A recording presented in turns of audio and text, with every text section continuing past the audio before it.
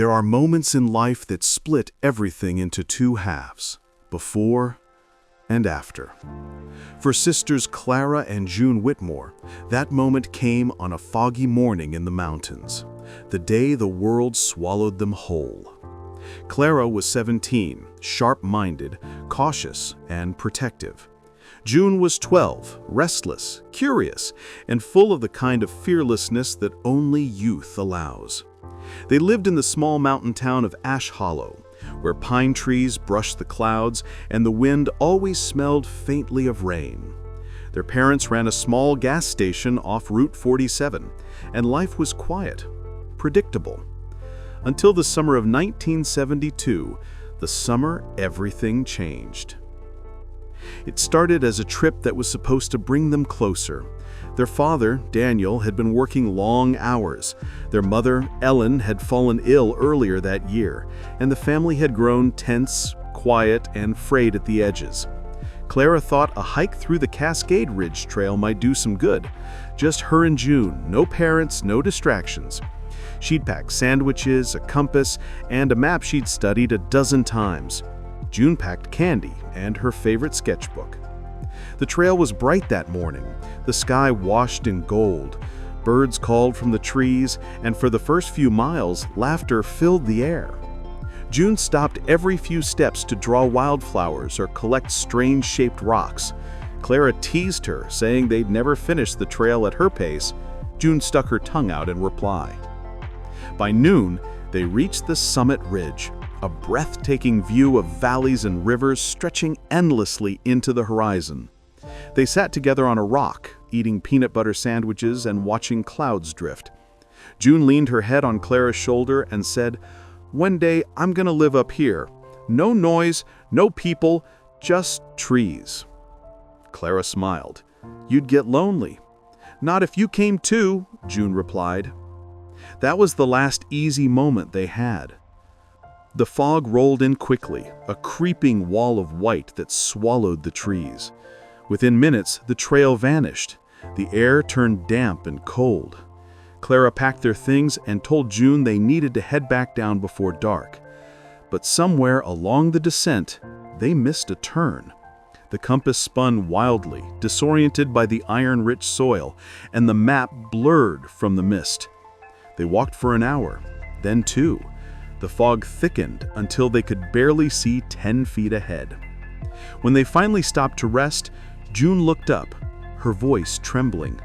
"Clara, are we lost?" She wanted to say no. She wanted to sound sure. But when she looked around and saw only trees, identical, endless trees, she couldn't lie. "Maybe just a little," she said. "We'll find the trail again." They didn't. As night fell, the woods transformed. The comforting rustle of birds and wind became a symphony of whispers. The fog turned black, the ground slick with dew. Clara built a small fire using a matchbook she found in her bag, and they huddled close, wrapped in their jackets. June shivered and whispered, "Do you think Mom's worried?" Clara nodded. "She's probably calling the rangers right now." In truth, she wasn't sure anyone even knew they were gone. Their father had left early that morning for a delivery, and their mother was still recovering. It might be hours, even a full day before anyone realized they were gone. June fell asleep leaning against her sister, and Clara stared into the fire, replaying every step they'd taken. The fog had direction, she realized. It had led them deeper, down into the valleys where the air was colder and the forest denser. She made a silent promise. "I'll get her home, whatever it takes." By morning, the fire was ash, and the fog had not lifted. Their water bottles were half empty, and hunger had set in. They followed what looked like a stream downhill, hoping it would lead to a road or riverbank, but the stream only twisted deeper into the forest. By the second day, their voices were hoarse from calling for help. June tried to stay brave, humming little songs from their favorite records, but by evening, tears streaked her dirt-covered cheeks. Clara pushed on, but exhaustion gnawed at her. Her feet blistered, her stomach cramped, and fear grew heavier with every passing hour. When night fell again, June whispered, "What if we never get out?" Clara brushed her hair away and said softly, "Then I'll build us a house here, and you'll draw the trees until we're old." June smiled faintly and drifted to sleep. But Clara didn't. She listened to the wolves in the distance, to the rustle of something large moving through the brush, to the sound of her own heartbeat hammering in the dark. By dawn, June was gone. Clara woke to an empty patch of dirt beside her, and panic surged through her veins. She screamed June's name until her voice broke. She ran through the woods, tripping over roots, her hands clawing through ferns and mud. There were footprints, small ones, leading toward the stream. She followed them for hours, heart pounding so loudly she barely heard the forest around her. Finally, she found June's backpack by a fallen log. The sketchbook was still inside, pages damp from dew. On the last page, in hurried pencil marks, June had drawn a bridge. Old, wooden, with mountains in the distance, and beneath it one word: home. The bridge. Clara remembered crossing one earlier that morning on their way up the ridge, a narrow wooden bridge spanning a creek near the start of the trail. Maybe June was trying to find her way back there. Fueled by that single thought, Clara followed the stream again, deeper into the wilderness. The hours bled together, sunlight, shadow, fog, and silence. She fell more than once, scraping her knees on rocks, ripping her sleeves, but she didn't stop. By late afternoon, she found the creek widening. The air smelled faintly of smoke. Then, faintly, she heard something. A voice, high, scared, calling her name. "Clara!" Her heart leapt. She ran toward the sound, shouting back, "June, I'm here!" But before she could see her, the ground gave way.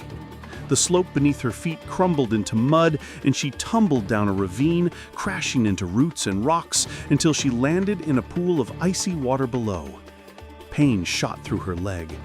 For a moment, she couldn't move. When she finally pulled herself up, she realized her ankle was twisted badly. The forest around her was silent again. The voice, gone. She screamed for June until her throat burned, but there was no answer, only the wind through the trees. That night, Clara built a small shelter beneath a fallen pine and tried to rest. Her leg throbbed. Her lips were cracked from thirst. For the first time, she felt the edges of despair clawing at her. Then, through the silence, she heard something, faint, humming, a soft, familiar melody, June's favorite tune. She turned toward the sound, crawling on her hands and knees through the brush until she saw it, a flicker of light through the fog, a lantern. "June?" she whispered. The light bobbed closer, a shadow moved, but when she reached the clearing, it wasn't her sister. It was an old woman, bent-backed, wrapped in a shawl made of bark and twine. Her face was hidden in shadow, but her voice was calm. "You shouldn't wander alone," the woman said. "The forest keeps what it finds." Clara's voice shook. "Please, my sister, she's lost." The woman tilted her head. "Two came through here. One follows the river, the other follows her heart." Before Clara could ask what that meant, the woman pointed toward the north. "If you wish to find her, follow the hawks. They circle the ridge at dawn." And just like that, the woman turned and vanished into the mist. Clara sat there shivering, unsure if she had imagined it. But as dawn crept through the trees, she saw them. 3 hawks, gliding in wide circles above a distant ridge. She pushed herself up, ignoring the pain, and limped toward them. Days passed. Her strength faded, her water ran out, but her determination didn't. Every step she took, she imagined June's face, the way she smiled when she drew, the way she whistled when she was nervous. Finally, after what felt like forever, Clara broke through the tree line and found herself standing on a steep overlook. Below, winding through the valley like a silver ribbon, was the bridge, the one from June's drawing. She called out, her voice echoing through the trees. "June!" No answer. She crossed the bridge, limping, scanning every inch of the forest beyond. And then, from the opposite end of the creek, she heard it. Faint footsteps. A figure emerged from the trees, small, tired, mud-streaked, but alive. June! She ran toward her, tears streaming down her face. The sisters collided in the middle of the bridge, clinging to each other so tightly it hurt. "I thought you were gone," June sobbed. Clara held her close. "Never. I told you I'd find you." They stood there for a long time, surrounded by fog and the sound of rushing water, until finally they began the long walk back. When rescuers found them 2 days later, they were barely conscious, but alive. The girls had wandered nearly 30 miles off the trail. Both were dehydrated and weak, but unharmed beyond exhaustion. Months later, Clara found June's sketchbook again. On the final page, below the drawing of the bridge, June had added 2 small figures standing side by side. She had written, "We were lost, but not from each other." Years passed, the sisters grew older, moved apart, built lives of their own. Yet every year, on the anniversary of that summer, they returned to the Cascades. They'd stand on that same bridge, now rebuilt, and leave a single stone in the river, a promise that no matter how far they drifted, they'd always find their way back. Because sometimes, getting lost isn't the end of a story. Sometimes, it's how we find our way home.